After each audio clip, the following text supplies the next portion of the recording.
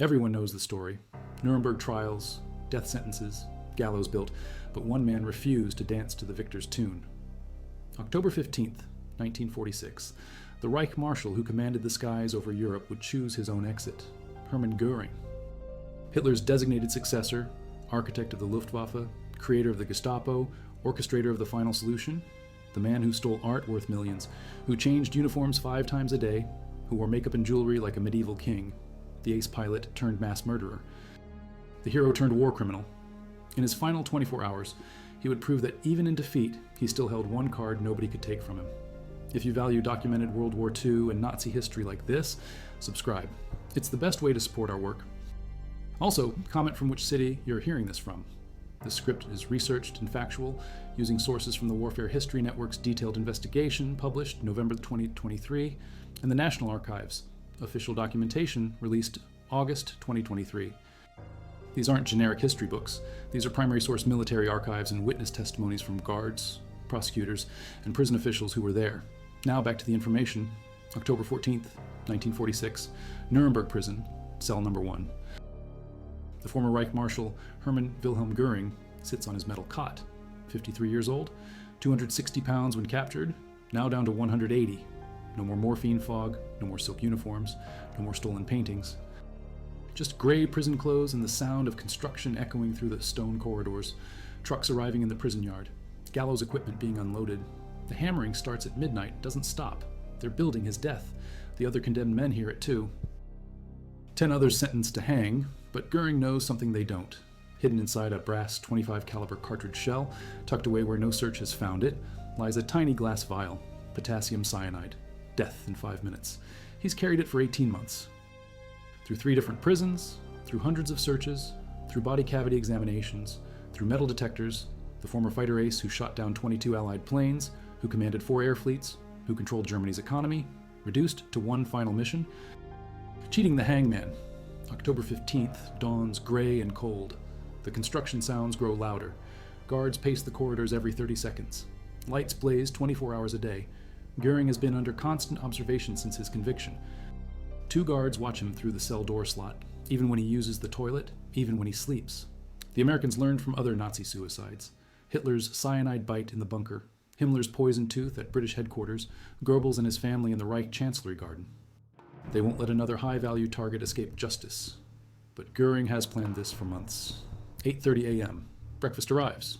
Thin gruel and black bread. Göring barely touches it. Colonel Burton Andrus, the prison commandant, makes his rounds. A dour man who removed every conceivable suicide device from the cells, tables designed to collapse under weight, uniform buttons made of cardboard, shoelaces banned, even toilet paper rationed and counted. Andrus built this prison like a tomb. No one gets out alive without his permission. Göring stares at him through the bars, says nothing. 10 a.m., Dr. Gustav Gilbert, the prison psychologist, arrives for his daily evaluation. Göring has become his favorite subject. The man who created the Gestapo, who ordered the final solution, who built concentration camps for political enemies, sits calm as stone. Gilbert probes for remorse, for fear, for any crack in the Nazi facade.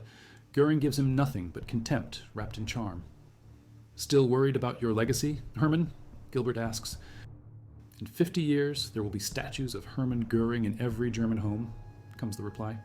Little statues, maybe, but one in every home. Gilbert doesn't know he's speaking to a dead man walking. Noon. Lunch arrives. Again, Göring barely eats. His stomach churns. But not from hunger, from anticipation. The cyanide capsule sits in its hiding place like a loaded gun. He's tested it twice by touching the glass with his tongue, felt the bitter taste, pulled back just in time. Today, he won't pull back. 2 p.m. Exercise time. 30 minutes in the prison courtyard. Göring walks slowly, deliberately, breathes the autumn air, watches American guards patrol the walls with their Thompson submachine guns. These men don't understand. They think they've caged a lion. They've only made him more dangerous. 4 p.m. The gallows are finished. 10 nooses hang in the prison gymnasium. Master Sergeant John Woods, the executioner, tests the trapdoors. The sound echoes through the prison like thunder. Each condemned man will drop 6 feet through the floor. Quick death if the neck snaps. Slow strangulation if it doesn't. Woods has hanged over 300 men. He knows his craft. Göring requests an audience with Colonel Andrus. I wish to die as a soldier, By firing squad, he says for the 100th time. Request denied, Andrus replies for the 100th time. Ah, then you'll hang an empty uniform. Andrus doesn't understand. He thinks it's another empty threat. 6 p.m. Dinner arrives. Thin soup and stale bread. Göring pushes it away untouched. The guards note this in their log. Prisoner refuses food. Standard entry. They've seen it before. Condemned men often lose appetite in their final hours. 7 p.m. Protestant chaplain Henry Gericke arrives to offer last rites. Göring refuses to see him. I showed no repentance during the trial, he tells the guard. I won't pretend piety now. The chaplain leaves disappointed. He wanted to save one more soul, but some souls can't be saved. 8 p.m. The death warrants are read to each condemned man. 10 names called out in the corridor. Joachim von Ribbentrop, Foreign Minister. Wilhelm Keitel, Armed Forces Chief. Ernst Kaltenbrunner, SS Commander. Alfred Jodl, Operations Chief. Arthur Seyss-Inquart, Reich Commissioner. Julius Streicher, Propagandist. Hans Frank, Polish Governor General. Fritz Saukel, Forced Labor Chief. Alfred Rosenberg, Eastern Territories Minister. Wilhelm Frick, Interior Minister. Hermann Göring's name isn't called. He's scheduled to hang first at 1 a.m., 8:30 p.m. Guard Louis Gzarda peers through the cell door slot. Göring lies on his metal cot, reading a book, The Treasure Island, by Robert Louis Stevenson. Adventure story about pirates and buried treasure. Fitting choice for a man who stole millions in art from conquered Europe. Gzarda notes, prisoner calm, reading, no unusual behavior. 9 p.m. The book closes. Göring sits up on his cot, places his feet on the cold stone floor, stares at the cell wall, at the small crucifix hanging there. He's not religious, but symbols matter, even false ones. He thinks of his first wife, Karen, dead 16 years, of his second wife, Emmy, visited for the last time 8 days ago, of his daughter, Etta, just 8 years old. What will history tell her about her father? 9:30 p.m. Göring stands and walks to his small metal table, picks up paper and pen, begins writing his final letter. His hand doesn't shake. To the Allied Control Council. I would have had no objection to being shot. However, I will not facilitate the execution of Germany's Reich Marshal by hanging. I find it tasteless in the extreme to stage our deaths as a show for sensation-hungry reporters, photographers, and the curious. This grand finale is typical of the abysmal depths plumbed by the court and prosecution. Pure theater from start to finish. He continues writing, each word chosen with care. I understand perfectly well that our enemies want to get rid of us, whether out of fear or hatred, but it would serve their reputation better to do the deed in a soldierly manner. I myself shall be dying without all this sensation and publicity. I feel not the slightest moral or other obligation to submit to a death sentence or execution by my enemies and those of Germany. I proceed to the hereafter with joy, and regard death as a release. 10 p.m. The letter is finished. Göring folds it carefully and places it on the table where guards will find it. He then removes the brass cartridge shell from its hiding place. 18 months of carrying death in his pocket. 18 months of waiting for the right moment. The moment has arrived. 10:15 p.m. Göring lies back down on his cot, positions himself carefully. Face toward the wall, away from the door slot, the guards can see his back rising and falling with each breath. Nothing suspicious, just another condemned man trying to sleep before his execution. But sleep is not the plan. 10:20 p.m. The tiny glass vial emerges from the brass cartridge, no bigger than a pill, filled with enough potassium cyanide to kill 3 men. Göring holds it between his fingers, feels its weight. Such a small thing to end such a large life. The man who once controlled the fate of nations reduced to a poison pill smaller than his fingernail. 10:30 p.m. Guard rotation change. New guards take position. They peer through the door slot, see Göring lying still on his cot, back to the door, apparently sleeping. They note the time in their log. All quiet. Prisoner resting. They have no idea death is 20 minutes away. 10:35 p.m. Göring thinks of his testimony at Nuremberg, 3 days on the witness stand, the world watching. Chief Prosecutor Robert Jackson trying to break him down with questions about war crimes, about stolen art, about dead Jews. Göring gave as good as he got, made Jackson look foolish, made the court laugh. Even in defeat, he dominated the room like the fighter pilot he once was. Justice Jackson had called him arrogant and contemptuous, as if that were an insult. Göring wore it like a medal. 10:40 p.m. The poison vial moves toward his lips. Göring hesitates one final time, not from fear, from pride. In 2 minutes, he'll be dead. In 20 minutes, the guards will find his body. In 30 minutes, the news will circle the globe. Hermann Göring cheated the hangman. Even Allied justice couldn't break the Reich Marshal. History will remember this moment. 10:42 p.m. The glass capsule slips between his teeth. Bitter taste floods his mouth. Potassium cyanide dissolves on his tongue. His heart hammers against his ribs. This is it. No turning back. He bites down hard. Glass breaks. Poison spreads. The chemical burns through his system like liquid fire. Death comes fast, but not fast enough. His body convulses. Muscles spasm. Breathing becomes ragged. The book falls from the cot to the stone floor with a crash, but the guards can't see. His back still faces the door. They think he's just shifting in his sleep. 10:44 p.m. Göring's breathing stops. His heart seizes. Brain death follows within seconds. The most powerful Nazi after Hitler, the man who commanded 4 million troops, who controlled Germany's economy, who ordered the murder of 6 million Jews, dies alone on a prison cot in a 7 by 10-foot cell. The Reich Marshal is dead. 10:45 p.m. Guard Gzarda hears the book hit the floor, peers through the door slot, sees Göring motionless on his cot, too motionless. Something wrong. Gzarda calls for backup. Keys rattle in the lock. The cell door swings open. Jesus Christ, Gzarda whispers. Göring lies twisted on his narrow cot, face blue, eyes wide open, mouth slack, saliva on his chin. The sweet smell of almonds fills the air. Cyanide signature. The guards know instantly what happened. 10:46 p.m. Prison alarm sound. Guards flood the corridor. Colonel Andrus arrives running. Dr. Ludwig Flücker, the prison physician, pushes through the crowd. But it's too late. Göring is beyond help, beyond justice, beyond anything the Allied powers can do to him. They were supposed to hang him in 3 hours. Instead, they stare at his corpse. 10:50 p.m. Flücker officially pronounces death. Time of death, approximately 10:42 p.m. Cause, cyanide poisoning.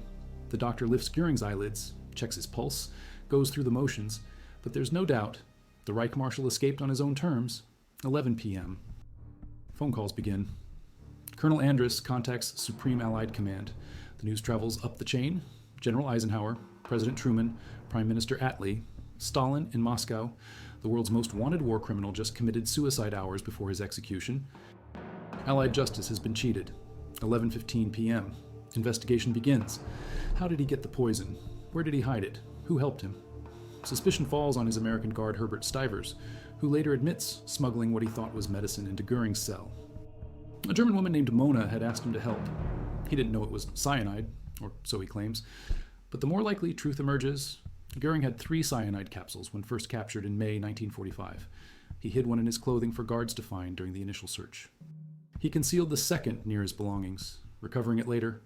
The third he kept on his person through 18 months of captivity, hidden so well that hundreds of searches never found it. The fighter pilot's final mission was his most successful.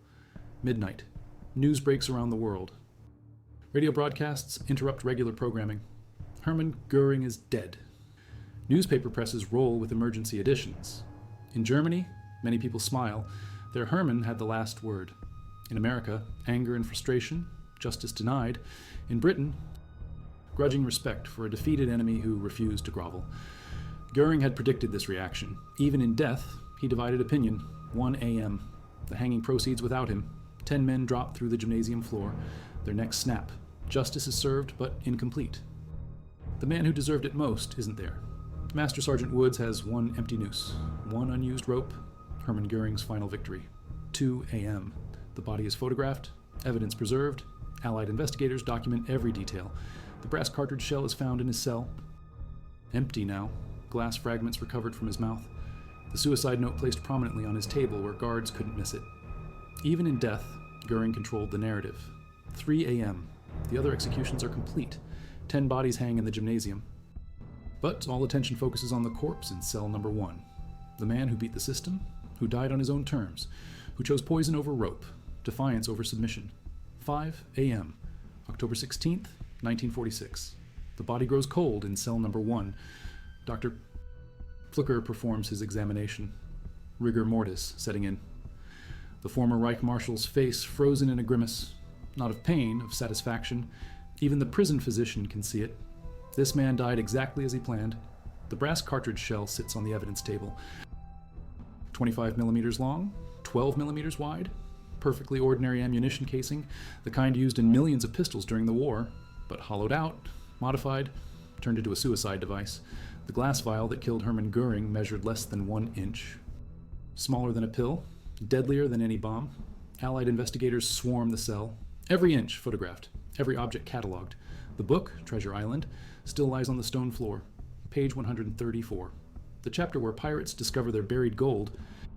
Göring never finished the story, but he wrote his own ending. 6 a.m. Colonel Andrus faces the press. Reporters from 30 countries crowd the prison briefing room. Flashbulbs pop like artillery. Questions shouted in 6 languages. How did this happen? Who's responsible? Where did the poison come from? Andrus has no answers, only failures. The prisoner Hermann Göring died by suicide at approximately 10:42 p.m. Aarhusing, he announces. He ingested potassium cyanide.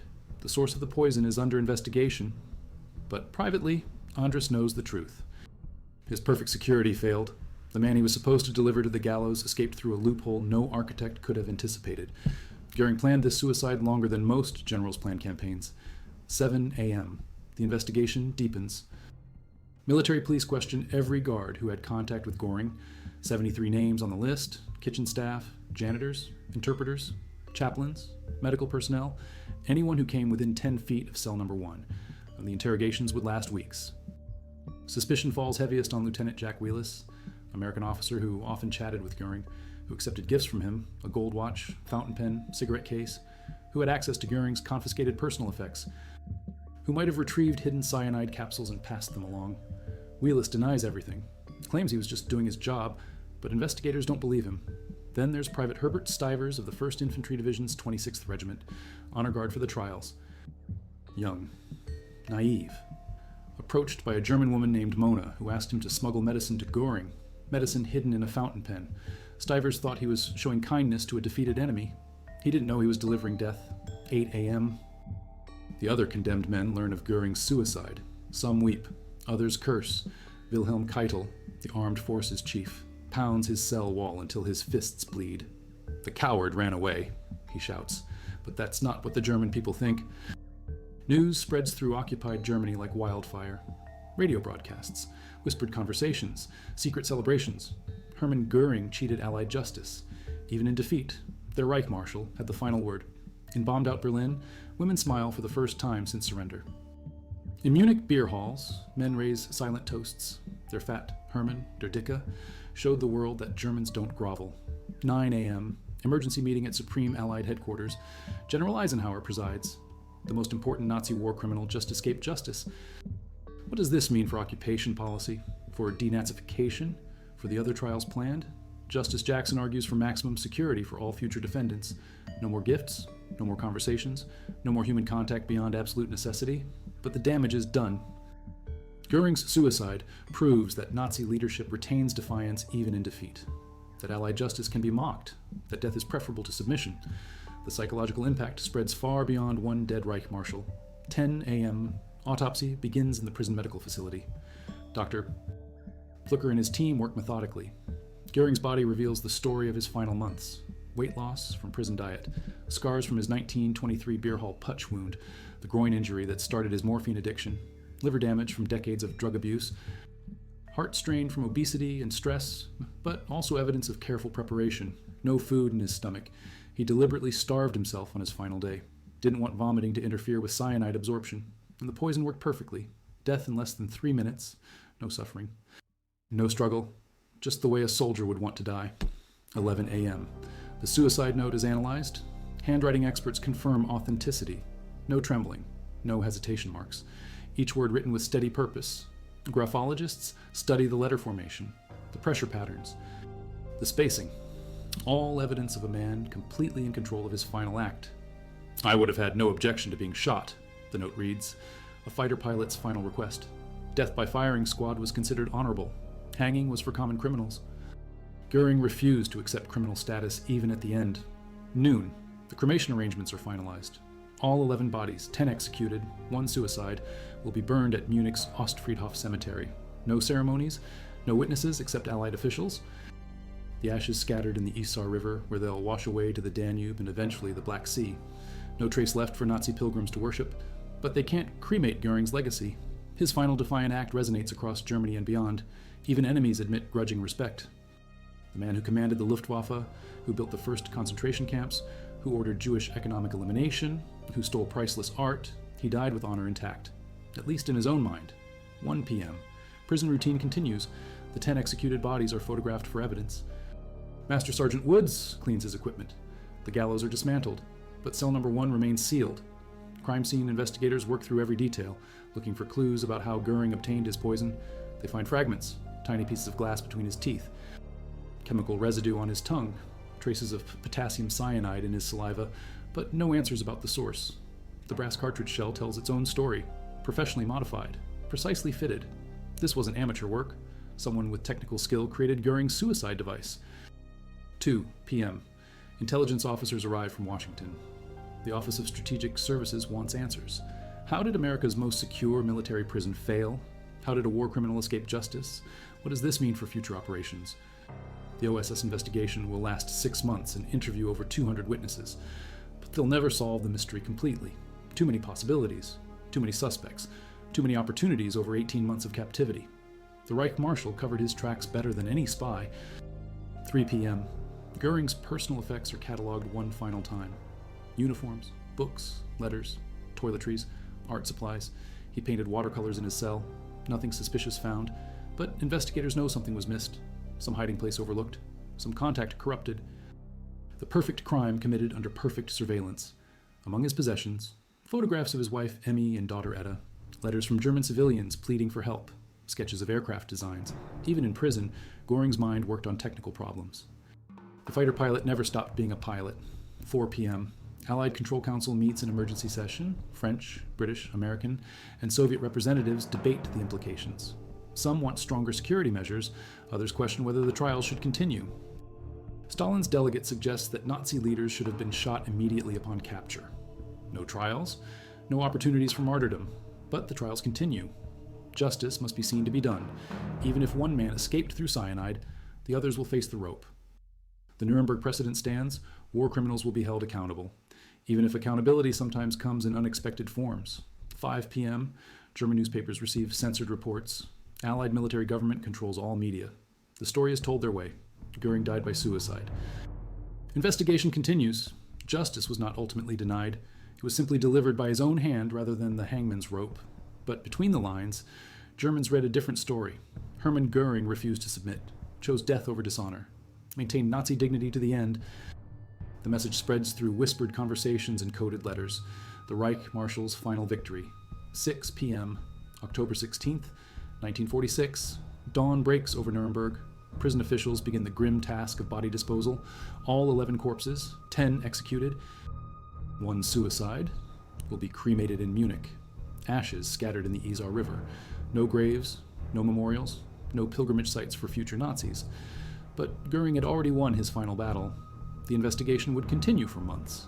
How did he hide the poison? Who helped him? The questions never received satisfactory answers. Former Army Private Herbert Stivers claimed responsibility in 2005, saying a German woman tricked him into smuggling medicine that turned out to be cyanide. But the timeline doesn't match. Göring had the poison long before Stivers arrived. Multiple theories emerged. Lieutenant Wheelis, with his access to personal effects, guard corruption through bribes or blackmail, visitors smuggling contraband during family meetings, medical personnel providing what they thought was legitimate medication, kitchen staff hiding capsules and food, each theory plausible, none provable. The most likely explanation came from Göring himself. In his suicide note, he revealed the truth. Since my imprisonment, I have always kept the poison capsule on my person. I had 3 capsules when I was committed to prison in Mondorf. The first one I left in my clothing so that it would be found in the search. The second I left under the coat stand while undressing and took it again when I dressed. I hid this in Mondorf and here in the cell so well that, in spite of the frequent and very thorough searches, it could not be found. 3 capsules, 1 decoy, 1 backup, 1 for the final mission. Classic military planning. The fighter ace who shot down 22 Allied planes applied the same tactical thinking to suicide, redundancy, preparation, perfect execution. 7 p.m. The bodies reach Munich, Ostfriedhof Cemetery, industrial crematorium designed for efficiency, not ceremony. Allied officials watch as 11 Nazi leaders burn.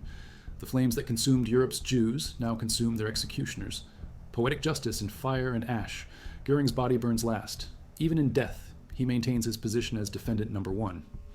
The former Reich Marshal, who wore silk uniforms and medieval jewelry reduced to smoke and bone fragments, but his final victory remains intact. He died on his own terms, 8 p.m. The ashes are gathered in unmarked containers, no names, no ceremony, no prayers. Just the physical remnants of 11 lives that shaped world history. The truck drives to the Isar River, a small bridge outside Munich. The containers are opened, gray powder scattered on dark water. Hermann Göring disappears into the current. His atoms will reach the Danube by morning, the Black Sea by spring, eventually the Mediterranean. The man who dreamed of German domination from the Atlantic to the Urals ends as sediment in 3 seas, but his legend persists. 9 p.m. Reports reach Adolf Hitler's former bunker in Berlin. Soviet soldiers occupy the ruins. Stalin's intelligence services study every detail of Göring's suicide, learning lessons for future prisoners, understanding how Nazi psychology worked even in defeat. The Soviets draw different conclusions. In their system, war criminals are shot within hours of capture. No trials. No opportunities for martyrdom. No suicide capsules. Just bullets and unmarked graves. They consider American justice naive, too concerned with procedure, not ruthless enough for total war. 10 p.m. October 16th ends. Hermann Göring has been dead for 24 hours. The most powerful Nazi, after Hitler eliminated himself rather than face the hangman's rope. Allied justice cheated by 10 millimeters of glass and a few crystals of poison. In German homes, families whisper his name with respect. Der Dicke, who became thin. The Reich Marshal who chose honor over submission. The fat man who starved himself on his final day to ensure the poison worked perfectly. Even enemies admit grudging admiration for his final act. But history judges differently. Göring's suicide was not honorable death. It was final escape from accountability. The man who helped plan the Holocaust, who created the Gestapo, who ordered the final solution, who stole priceless art, who built concentration camps for political prisoners. He avoided facing his victims' families, avoided hearing their testimony, avoided accepting responsibility for 6 million murders. His cyanide capsule wasn't courage. It was cowardice wrapped in military tradition. The fighter pilot who earned glory in World War I became a war criminal in World War II. His final flight was into death itself, escaping justice through chemistry. 11 p.m. The Nuremberg trials continue without him. 21 more defendants await judgment. Thousands of witnesses will testify. Millions of documents will be presented. The full horror of Nazi crimes will be revealed to the world, but the architect of many of those crimes won't be there to hear it.